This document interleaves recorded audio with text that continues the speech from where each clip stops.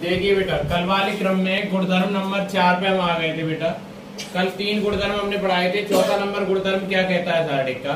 यदि किसी सारणिक की 2 पंक्तियां हो या 2 स्तंभों के अवयव अगर समान होते हैं तो उस सारणिक का मान सदैव शून्य होगा, मतलब 0। जैसे मैंने यहाँ लिखा है, जैसे यहाँ देखो A1 B1 C1 ये R1 हो गया और A1 B1 C1 ये R2 हो गया।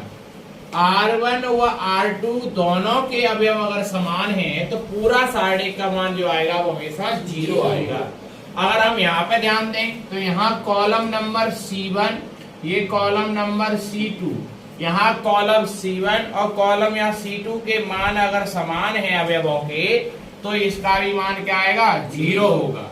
अगर जैसे हम यहाँ देखें तो ये हमारी रो हो गई बेटा, ये हमारा कॉलम हो गया, सॉरी रो 2 हो गया, ये रो 1 हो गया। अब इसकी कॉलम की बात करेंगे, कॉलम C1 और ये कॉलम C2।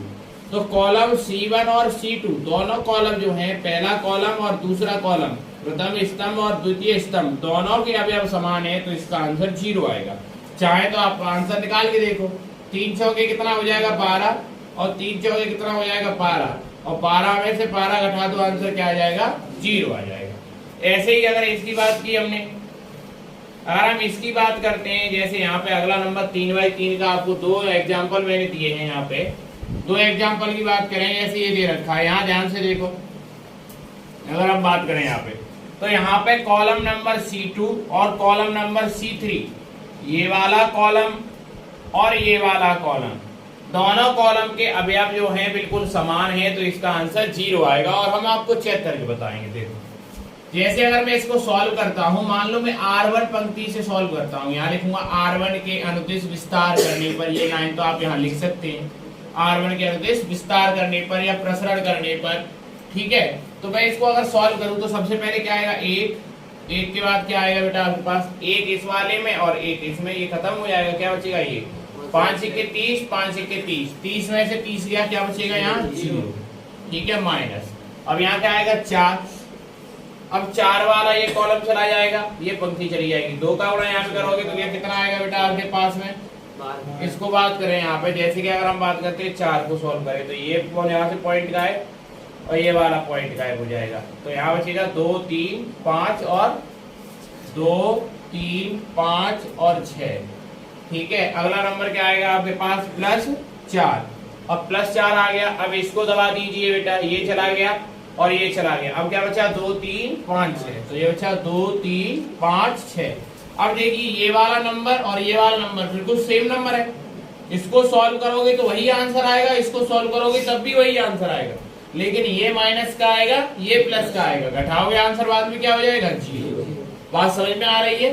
तो कोई सा भी सारणिक हो, अगर उसमें 2 कॉलम हो, 2 कॉलमों के अवयव सेम हो या 2 पंक्तियों के अवयव सेम हो तो उसका आंसर सदैव क्या आएगा? 0 आएगा। ये गुणधर्म नंबर 4 कहता है सारणिक का, ठीक है।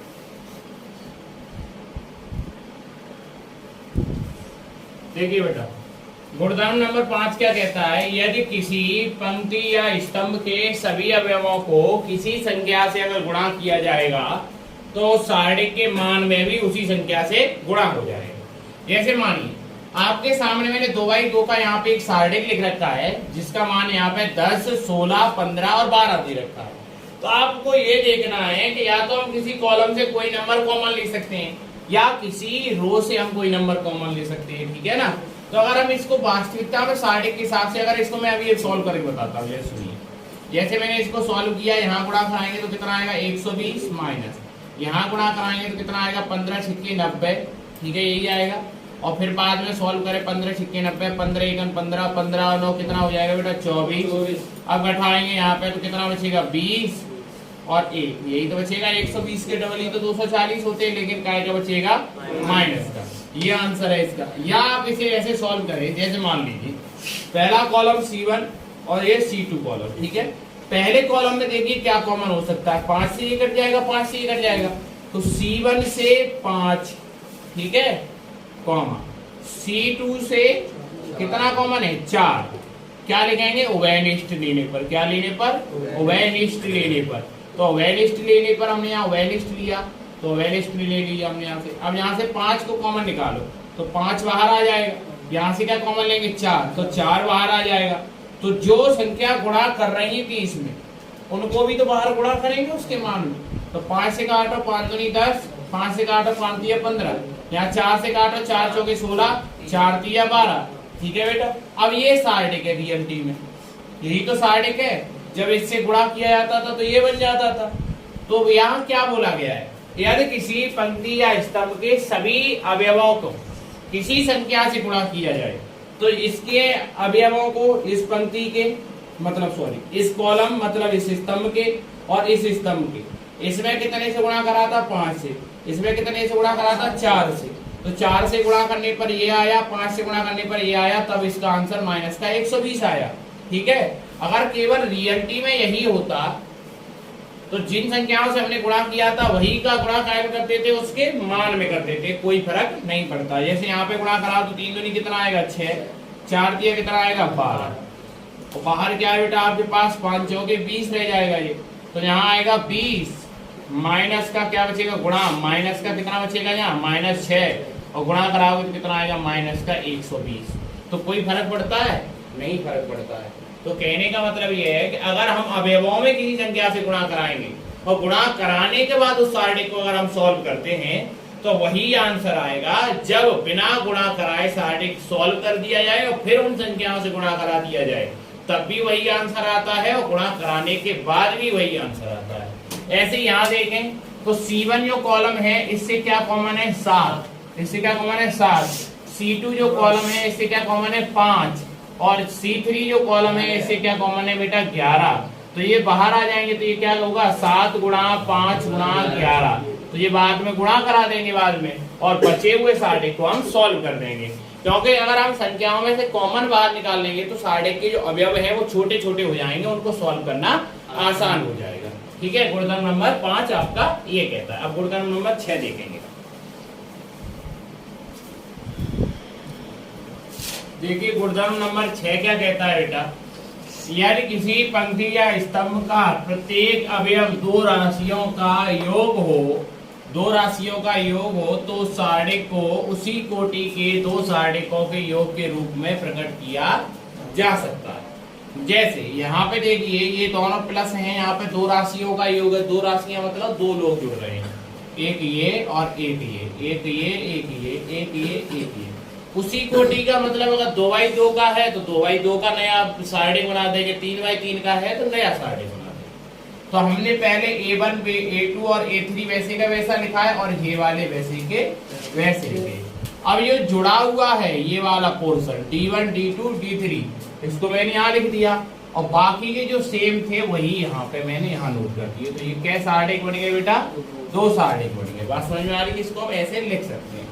ऐसे यहाँ पे ये 5 + 6 7 + 3 8 + 2 लिखा हुआ है, तो हम इसको कैसे लिखेंगे, पहला सारणी होगा 5 7 8, और ये वाले दोनों कॉलम वैसे ही 3 2 1 4 3 2, और अगला नंबर जो सारणी बनेगा वो क्या बनेगा बेटा 6 3 2 6 3 2, और बाकी के कॉलम वैसे के वैसे 3 2 1 और 4 3 2, उनको ऐसे तोड़कर लिखा जा सकता है। ये गुणधर्म नंबर 6 है। देखिए बेटा सवाल में अगला गुणधर्म क्या कहता है, यदि किसी सारणी की किसी पंक्ति या स्तंभ के अवयवों को दूसरी पंक्तियों या स्तंभों के अवयव संगत अवयवों में समवर्त जोड़ा या घटाया जाए तो उसके मान में कोई परिवर्तन नहीं होता। ये सारणी है, इसका मान हमें 0 निकाल करके दिखाना है, ये बताना है कि इसका आंसर 0 है। तो इस पंक्ति में ध्यान से हम देखें तो ये चीजें जुड़ रही हैं। अगर मैं इनको अलग करके लिख दूं तो एक नई पंक्ति बन जाएगी, और जो नहीं जुड़ रही हैं और नहीं घट रही हैं उनको हम हमेशा वैसे का वैसा ही रखते हैं। तो अगर मैं इसको सॉल्व करूं तो यहाँ क्या आएगा A B और C, और यहाँ पे क्या आएगा A B C और X Y Z ये आएगा। और दूसरा नया सारणी क्या बन जाएगा, ये जुड़ रहे हैं तो इनको अलग करके हम लिख सकते हैं। अभी हमने 6वें गुणधर्म में ये पढ़ा था, यहाँ आएगा A B C, यहाँ क्या आएगा 2x 2y और 2z, और यहाँ आएगा X Y Z। अगर मैं चाहूं तो इसको ध्यान से देखूं, यहाँ जो रो 1 है वो रो 2 के बराबर है, आपको ये पढ़ाया गुणधर्म में कि यदि या तो दो पंक्तियां बराबर हो या दो स्तंभ बराबर हो के अवयव बराबर हो, सॉरी के अवयव बराबर हो तो सारे का मान 0 होता है। तो इसका आंसर क्या हो जाएगा 0। अगर मैं इसमें से दो कॉमन निकाल दूं, किसमें से R2 में से, R2 में से दो वेनिस्ट ले लूं तो यहाँ पे क्या रह जाएगा केवल x y और z, यही तो रह जाएगा x y z। तो ये भी तो आपस में बराबर हो जाएंगे कि नहीं हो जाएंगे। तो इस सारे का भी आंसर क्या हो जाएगा 0 और 0 का फिर बाहर के दो गुणा आएंगे वो भी 0 हो जाएगा। तो इसका आंसर भी 0 और इसका आंसर भी 0, तो अर्थात आंसर क्या रहेगा 0। तो या तो आप इसको डायरेक्टली सॉल्व करो जैसे ये लिखा हुआ है वैसे सॉल्व कर दो, या इसको अलग अलग तोड़ करके सॉल्व कर दो, तब भी आंसर में कोई बदलाव नहीं आएगा।